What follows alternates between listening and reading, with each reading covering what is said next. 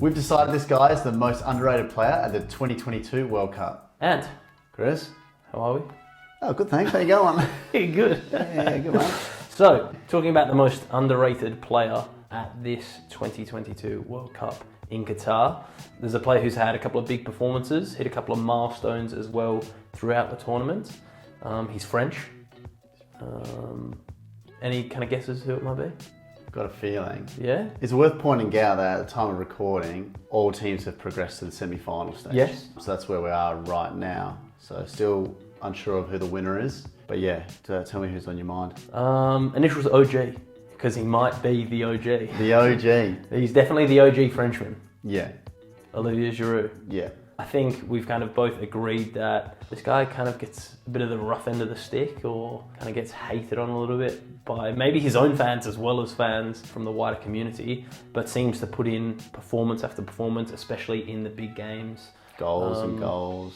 Yeah, bags of goals actually. Again, at the time of recording, going further into becoming France's all-time top goal scorer with 53 goals, so massive right there. Kind of just having a bit of a chat about him and kind of where he sits in maybe some all-time greats, within French legends, stuff like that. Yeah, I guess for me personally, like he's kind of come onto my radar when he's come into the Premier League, which was Arsenal quite a few years ago now, and he obviously had a stint at Chelsea too. But I think like the type of player he is, like a lot of people would maybe see him as a bit of a plan B or a bit of like a hold-up player, or maybe, you know, when you kind of have like a big guy like he is, I think he's like 6'4", like something around there, strong.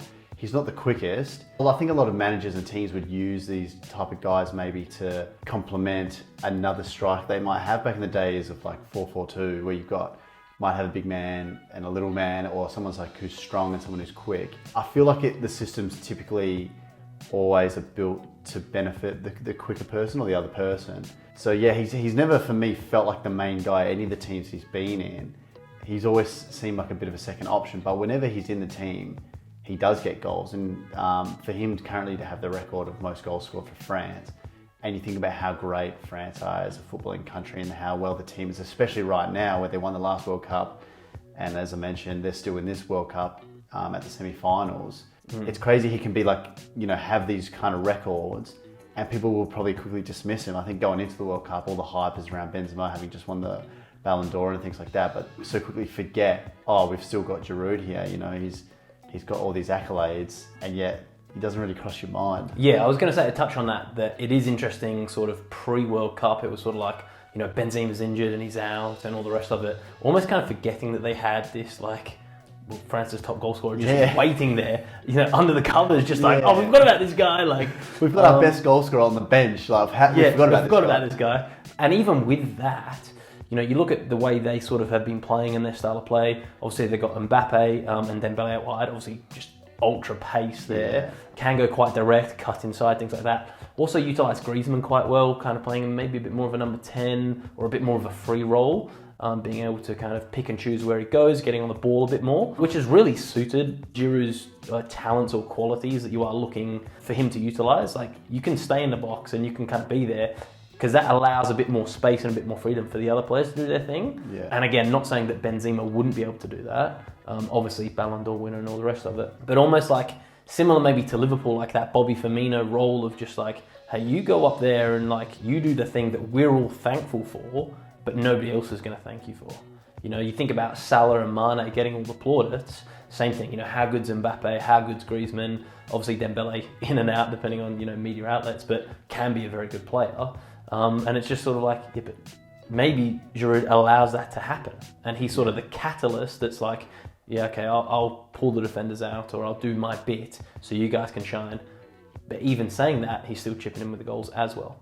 Yeah, I think for him already to have more goals than the likes of Thierry Henry, who people will like widely regard as one of like the greatest players ever, definitely like within the Premier League. Mbappe, you know, he's quite young and he's a great player. You know, I'll probably say he's likely to break the record just based on how good he is and the longevity he's still got ahead. For people to kind of just like, oh, France's top goal scorer, like no one's, I mean, you don't really hear of anyone rating him so much.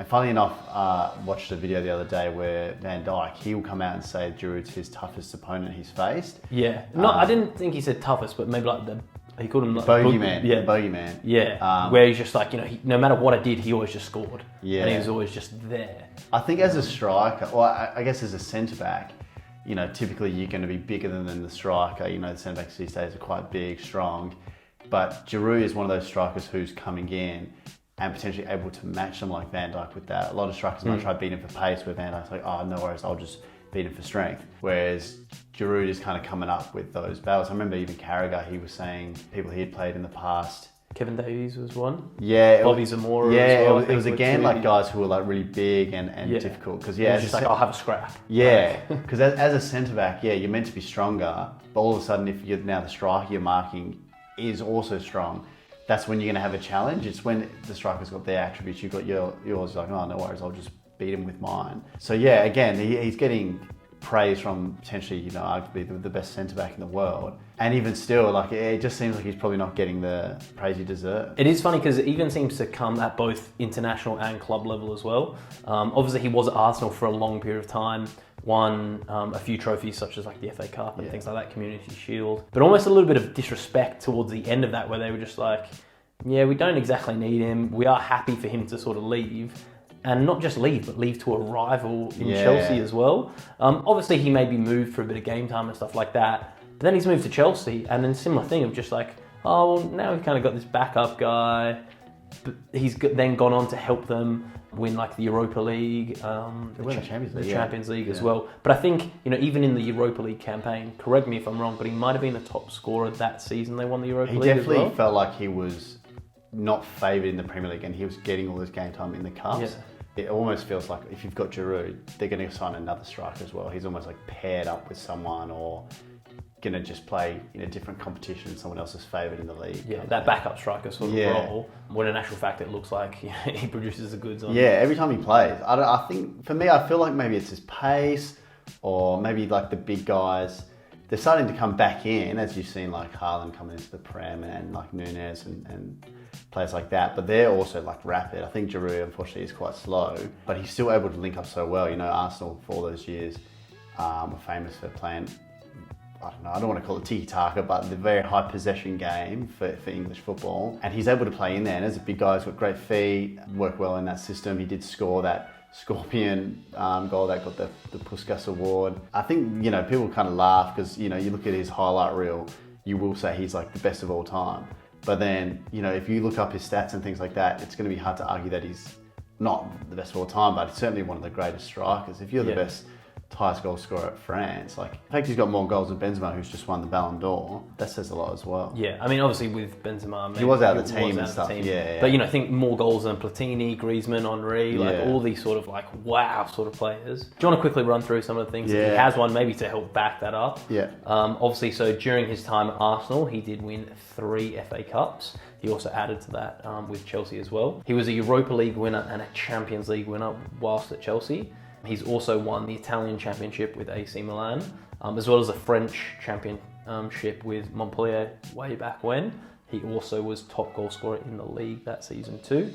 Then on that international stage, they got one Nations League win under the belt, if you want to count that or not. And then, the big one, the World Cup. Yeah, no, they were such a quality team in 2018 and still have a chance of winning this World Cup, whether or not they will. You can easily see them winning it. Their team is still so quality. Yeah. Even they've got such huge players missing, and their backup players are still just as good. Yeah, definitely. So he's that sort of player that I think every team would be kind of thankful to have him in and around. But it doesn't seem to get the respect that his name deserves, I think. Yeah, even at like AC Milan, he won the league with them. Yeah, but or did you hear still about Zlatan? Yeah, I think maybe Zlatan's like the bigger name, or the fact he was there, left, come back. But even if you do think about like the Serie A, and if I said name me some big strikers in that league, straight away you are going to go for maybe like a Lukaku or Dybala, Ronaldo when he was there, Ibrahimovic, these sort of players, Martinez, those kind of ones. He's not the name that jumps out to you, but it's just like, well, he's producing the goods on a regular. Yeah, even if you just think like, like how would Giroud go at Liverpool or something like that? You're like, don't know if he'd fit it, but like every time he plays, he just scores. So like, it's such a strange... In multiple teams with multiple different systems. Like he's going everywhere. Yeah, and he's doing it on multiple levels. It's not like he needs all these things in order for him to score. Like wherever he goes, he scores. He's got these trophies to prove it. Yeah. He's got the goal records. He's got an award there for best goal in the year. Like he's got it all. And at the best team, for me, I keep saying it, but like to have that record currently at France is probably quite underappreciated because, you know, Harry Kane's got the record for England and everyone's just like, wow, like this guy is like the best player we've ever produced, this. And yet the same guy doing it at France, which after last night showed France are the better team, but given that they won, and yet I don't think he's getting anywhere near the same praise. It's all still about Mbappe and looking forward, and even looking back, they're looking at Henry, and it's like, these guys are great, but why is the guy we have currently not getting the same amount of praise? Yeah, definitely. Cool, guys. So that was our chat on Olivier Giroud, maybe going down as one of the most underrated players, particularly on that international stage, but domestically as well, of kind of our era or in the modern game. Let us know your thoughts, maybe on why he's not as well rated as we think he should be. Anything else you want to add, Anne? Yeah, unless you think there's someone else who is just as underrated. Yeah, that's what I got. No, I think we kind of summed that up. Like, you know, this is a player who's produced the goods on such a high level, yet you never hear anything about him. That's kind of why he's going as that underrated sort of player. Yeah. Cool, guys. Make sure you drop a like on the video. Get those comments coming in. Subscribe. That would be really helpful. Hit the bell button too. Hit the bell button. Make Get sure. notified. Yeah, there we go. All right, guys. That was Red Mate. Red Mate, guys. Thanks.